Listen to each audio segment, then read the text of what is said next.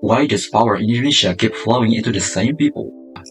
Ever notice how in Indonesia, certain family names often pop up in government seats? From regions to parliament members, even high-level positions in Jakarta?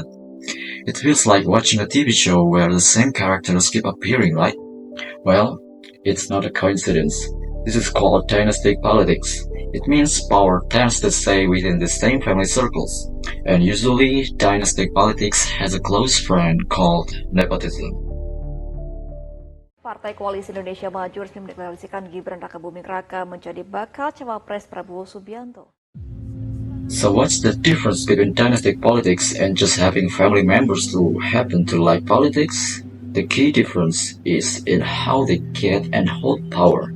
Dynastic politics often uses special routes, not just talent or skill. This is where nepotism comes in. Nepotism means showing favoritism to family or close friends, especially when giving out jobs or benefits, without caring if they are qualified or capable. Imagine an important job that should go to the most expert person, but it is given to a cousin who just graduated. That's an example of nepotism. In Indonesia, this isn't new. From the New Order era, even before, we've seen certain families hold power. But what's surprisingly is how dynastic politics has actually grown stronger after Reformasi. Reformasi was supposed to make our democracy more open, right? Yes, it was, but because regions gained autonomy and could elect their own leaders, many new mini-kingdoms popped up.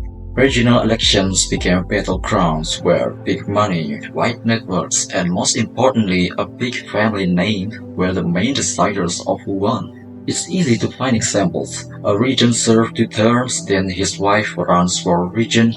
If she wins, maybe their child will follow after that. Or a national figure suddenly pushes their child or son or daughter-in-law into politics, even into high office, despite their limited experience. This happens everywhere, from Sabang to Merauke. Ini akan memakan waktu yang cukup lama, jadi sabar ya. Enggak kok, cuma 6 aja. Why is this so hard to stop? There are few strong reasons. First, our political institutions aren't strong yet.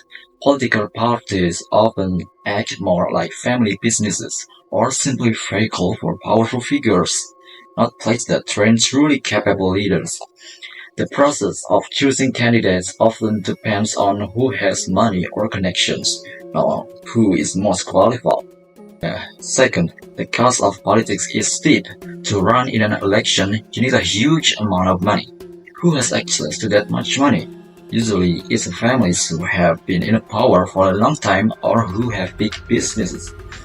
Politics becomes like a profitable investment for dynastic families. Third, there is a kind of acceptance from our society. Family influence and personal connections are still very strong in our culture. There's a common idea like, as long as they are family, it's fine, or it's their destiny for power to be held by certain people. This is made worse because our laws aren't strict enough in dealing with nepotism and the corruption that often comes with it. Bisa dilihat sendiri gimana kinerjanya. Ya mungkin dinastinya dinastiin aja bang. Jadi kalau dinasti politik, dinasti kekuasaan itu. So, what are the consequences? They are serious. When power stays with a few families, democracy weakens. Fair competition is tough. Leaders become accountable to their families, not their public. This also fuels corruption, as public money can be misused for family gain, showing development. Ultimately, talented people without family connections lose opportunity, meaning we miss out on national potential. Next time you see those familiar names, ask, is this truly best for us or just them? And how can we ensure power is earned fairly, not just inherited?